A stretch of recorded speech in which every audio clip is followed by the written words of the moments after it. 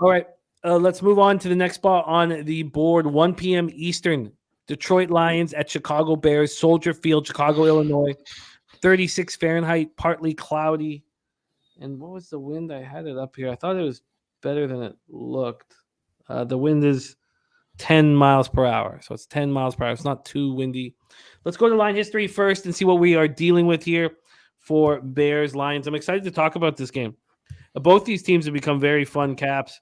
The Bears open up -2. They're now -2.5. From a total standpoint, they open up at 47 and it's now 48. See where the cash lies here. We have 6,493 tickets in, and it's all Bears. 85% of the tickets, 90% of cash is the Bears. 83% of tickets, 94% of cash on the over. Rez, no, I know they've been making you a lot of money, the Vikes. The Lions snapped their 5-game losing streak in the Big 59 win at home over Green Bay. Dan Campbell's 5th win in 25 games. Jared Goff, 14 of 26, 137 yards, 2 touchdowns, 1 interception. Amon-Ra St. Brown caught 4 passes for 55 yards. DeAndre Swift looked a little better. Caught 3 passes for 40 yards. Jamal Williams ran 24 times for 81 yards. The offensive line continues to look really strong. Goff's not mobile, and he's only been sacked 13 times, and 5 of them came against the Cowboys. So this offense can be dangerous. I know we've seen them struggle at times and not look nearly as dangerous as they were in the beginning of the year, but Amon-Ra St. Brown, DeAndre Swift, everyone's getting healthier. They have 31 plays this season of 20 or more yards. That's tied for 4th in the league. And there's a chance that we'll see Jameson Williams. Remember the draft day trade? Yeah. So he tore his ACL in that national championship game. There's a chance we see him this weekend. The defense got 2 interceptions from Kirby Joseph, 1 from Aiden Hutchinson. They finished with 1 sack, 5 quarterback hits, held the Packers to over 4 from the red zone. Detroit still ranks last in points allowed and total yards allowed.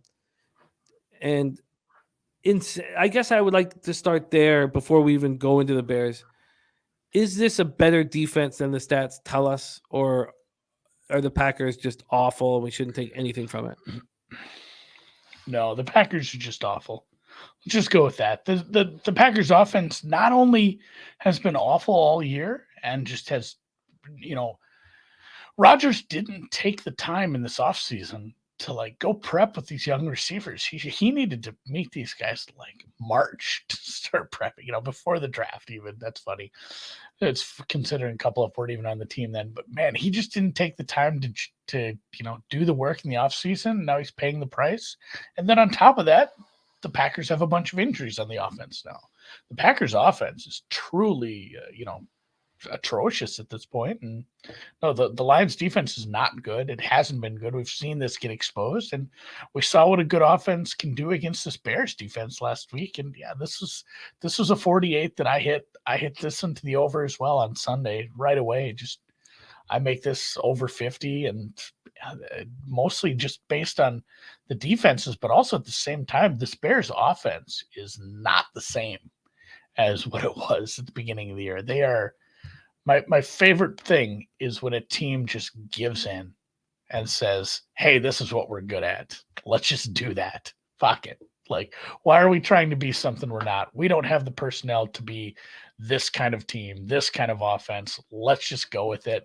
They're just going with it. If Fields has to run for 150 yards every game, so be it. Because Christ almighty, he's great at that. And they don't have the receivers for him to be this, drop back pocket passer that's constantly going to, you don't want him throwing the ball 35 times. That's not how this offense is going to work this year. So for now, I'm kind of bullish on this Bears offense. And as the Lions get healthier and healthier, I think we start to see the offense we saw in some of those early games. So yeah, this being just another Bears over for me, I guess. It certainly isn't Tua and Tyreek coming to town, but I still think the Lions can put up 28 here.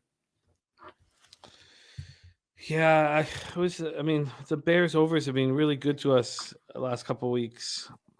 Nilo, what's happening, my man? Birdie says he leans under here. Says Lions offense now is a major downgrade. Time to pivot off this perceived Lions offense. Really lean under very much, he says. Nilo says today would have been my parents' 47th anniversary. He says sad time for the household. Well, I think it's a opportunity to reframe that because your parents had such an incredible relationship. And, the fact that one of them's not physically here doesn't mean you can't celebrate that incredible love that you inspire to have with your wife. So I would try your best to reframe it, not be sad, but celebrate that incredible union. Nilo's dad was a Portuguese singer up here in Toronto. Was a famous Portuguese singer up here. Was so cool. That's the coolest, one of the coolest dudes you could possibly imagine. He lost him about a little over a year ago. But man, your dad was one cool dude, Nilo. One cool dude, man. Back to this here. The Bears coming off their 5th loss in 6 games, 35-32 home setback versus the Dolphins. Justin Fields, 17 of 28 for 123 yards, 3 touchdowns, no interceptions.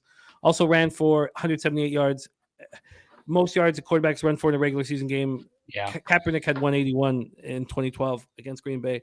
First player since at least 1950 with at least 150 yards rushing and 3 TD passes in a game. I get it. Bears ran for 40 times for 252 yards. The Bears have scored 94 points over the last 3 weeks. They even came in leading the NFL in rushing. So they get 252 yards on the ground.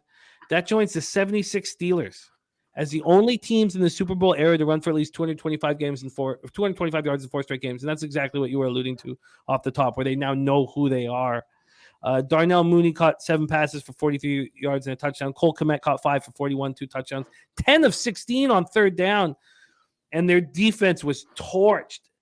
The Dolphins averaged 7.2 yards per play. We know Robert Quinn, no Roquan Smith, and no Robert Quinn wasn't doing much anyways. I get why you're on the over here. I'm interested I'm very interested that Birdie's not. No, I get his point as far as this Lions defense. Not only you lose Hawkinson to the trade, you've had the Swift injury, but it's still, we've seen bad offenses do it against bad defense. I think a defense that not only has struggled, but then saw several of their star players get traded away.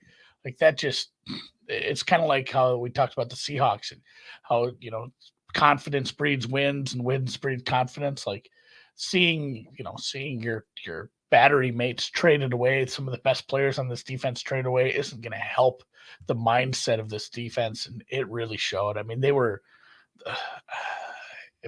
everything they did was horrible. And the Bears offense tried to keep them in this game. And every time the Bears offense would put up, a score, a nice drive, it was just like Miami just answered right back. And yes, it's a long shot from the Miami Dolphins, the Lions here, but it's still, Sun God, maybe a healthy Swift should be able to move on this Bears defense. It's not a good defense. And yeah, let's hope just the Bears offense can keep trucking here. I have this right around 50-ish. Are you surprised that 85% of the tickets, let me see this again. Oh, sorry, over here. 85% of tickets, 90% of cash is on the Bears? Because I guess the Bears are at home. Are you surprised? Again, it's a divisional dog at home against a team that's, both teams have traded away players. So that doesn't surprise me. I think it is, it's going to be it won't be the back and forth game we saw with Miami, but it'll be a back and forth game. So yeah, if you made me bet a side, I would take the Bears for sure.